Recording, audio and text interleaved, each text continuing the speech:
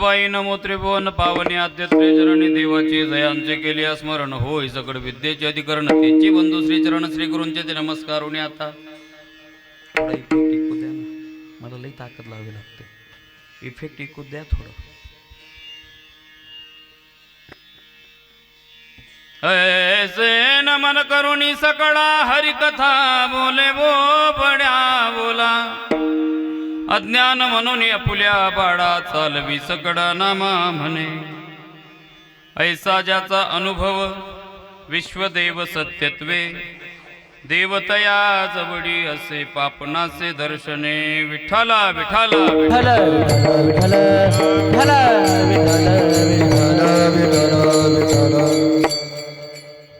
अखिल coat ब्रह्मांड नायक कर्तुम अकर्तुम अन्यथा कर्तुम पंढरीश पांडुरंग परमात्मा विश्वमाऊली ज्ञानोबाराय वैराग्यसे भूषण जगद्गुरु तुकोबाराय आदिशक्ती मुक्ताई स्वानंद सुखनेशी सद्गुरु जोग महाराज प्रातस्मरणीय मामासाहेब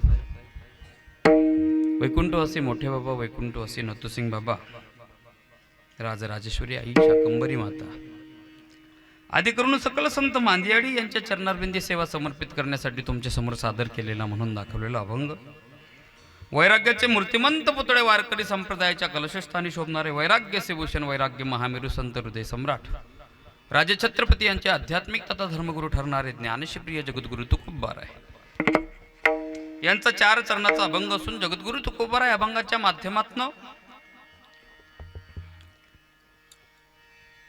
त्या संतांचे लक्षणाकृती करतात. त्या संतांचे लक्षण सांगतात. ज्या संतांच्या जीवनामध्ये अगदी परिपूर्ण कालखंड त्यांच्या जीवनातला जो भगवत भक्तीतला व्यतीत होतोय त्या परिपूर्ण कालखंडात ती लक्षणाकृती सिद्ध होत असताना त्यांच्याजवळ देवस्थाना पण नसतो. नवे नवे ज्यांना या विश्वामध्ये भगवत दर्शनाची व्याप्ती प्राप्त होते त्या भगवत दर्शनाची व्याप्ती प्राप्त होणाऱ्या संतांचं विशेष लक्षण जगद्गुरु तुकोबाराय या अभंगाद्वारे कृत करतात. विठ्ठल विठ्ठल विठ्ठल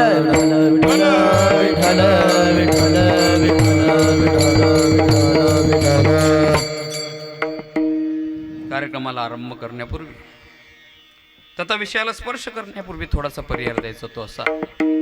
थोरा मोठ्यांच्या पदस्पर्शाने पावन पुनीत असलेल्या आपल्या या कानडदा नगरीमध्ये भगवान कण्व ऋषींच्या कृपाशीर्वादाच्या माध्यमातून आदी करून सकल संत मांदियाडी भगवान परमात्मा यांच्या कृपांकित अवस्थेत या कानडदा नगरीतील या होडी मैदान चौकाच्या या प्रांगणात सालाबाद प्रमाणे चालू असलेला अखंड इनाम संकीर्तन सप्ताह तथा देवी भागवत कथा ज्ञानयज्ञ सोहळा गेल्या अनेक वर्षाची परंपरा आपण जोपासत आपण या कार्यक्रमाची व्याप्ती हा महोत्सव या ठिकाणी करतो. आणि याच महोत्सवातील आजच्या चतुर्थ दिवसाचं वाक्पुष्प माझ्यासारख्या पामराच्या वाट्याला गुंफायचा योग आला. परम आदरणीय हरिभक्तपरायण चंद्रकांत जिजाबराव चव्हाण यांच्या माध्यमातून आजच्या कार्यक्रमाचं सेवेचं दातृत्व आहे, यजमानपद आहे. त्यांच्या आईसाहेब त्यांच्या मातोश्री यांच्या स्मरणार्थ या सेवेचा योग आहे. आततः 6 महिने आईसाहेबांना जाऊन झालेले आहेत आणि त्या कालखंडात 6 महिन्यापासून तर आजतागायत एक षण्मासिक वर्ष साध्याच्या अनुषंगाने तसे पाहायला गेले तर पितर गेल्यानंतर वर्षभरातनं त्यांचे 96 पितर करावे लागतात, 96 तर्पण करावे लागतात, 96 प्रकारचे पिंडदान सांगितले गेले. पण प्रापंचिक जीवनामध्ये एवढं करणं आपल्याला सहजासहजी शक्य होत नाही. पण तरी देखील ते नाही करता आले तर त्याच्या पुढे वेदांतशास्त्र आपल्याला वेगळ्या वेगळ्या परीने सर्व शास्त्र पुराणात अधुक्त अशा अवस्थेच्या माध्यमातून सश्राद्ध श्रद्धेने जे केलं जातं ते श्राद्ध करत असताना त्याच्या बाबतीतली बरीचशी व्याप्ती आपल्या डोळ्यासमोर ठेवते. पण त्याला पर्यायी व्यवस्था म्हणून त्याला थोडा बाजूला सारून नाही 96 जमत तुमचे वर्षभरातनं कमीत कमी महिन्यातनं 3 तरी करा, नाही 3 जमत तुमच्याकडनं महिन्यातनं 2 तरी करा, नाही दोन जमत एक तरी करा. अलीकडे बऱ्याच ठिकाणी एक तिथी करण्याचा प्रघात आहे. आपण वर्षी वाळून घेतो तोपर्यंत एक श्राद्ध करतो महिन्याचं. पण वेदांत शास्त्र सांगतं एवढं जरी तुम्हाला कोणत्या पद्धतीने जमत नसलं तर वर्षभरातनं 2 प्रघात सांगितलेले आहेत. एक तिथीच्या माध्यमातलं पुण्यतिथीचा उत्सव त्याचं एक श्राद्ध आणि एक पितृपक्षामध्ये जे याच अनुषंगाने त्यांच्या मनातला हा मानस होता. सप्ताहातील सेवाही आहे. या अनुकूल अशा अवस्थेमध्ये याच सप्ताहाच्या सेवेत त्यांनी आपल्या मातोश्रींचं हे षडमासाच्या माध्यमातून होणारं हे श्राद्ध याची सेवा या स्मरणार्थ आज या ठिकाणी रूढ केलेली आहे. या ठिकाणी आल्यानंतर अगदी मनस्वी प्रसन्न असं वातावरण निर्माण झालं. मन आनंदी झालं. नाहीतर बऱ्याचदा असं होतं चौक मोठा असतो आणि ऐकणारे फार कमकुवत असतात. पण 4था दिवस म्हटल्यानंतर भर थंडीच्या एवढ्या कडाक्यात सुद्धा एकदम एवढं सुंदर वातावरण जमलेलं आहे. भागवत कथेचा, देवी भागवत कथेचाही रस आनंदाचा ओघ घेतोय आणि त्याच माध्यमातनं सन्मान नारी शक्तीचा या सकल मराठा समाजाच्या संकल्पनेच्या माध्यमातनं जो नारी शक्तीचा सन्मान या माध्यमातनं, या देवी भागवताच्या माध्यमातनं, या संकीर्तनाच्या माध्यमातनं होतोय त्याचा व्यापक भाव पाहू जात असताना इथं उपस्थितीही सन्मान नारी शक्तीच्या माध्यमातनं त्यांचीच जास्त आहे.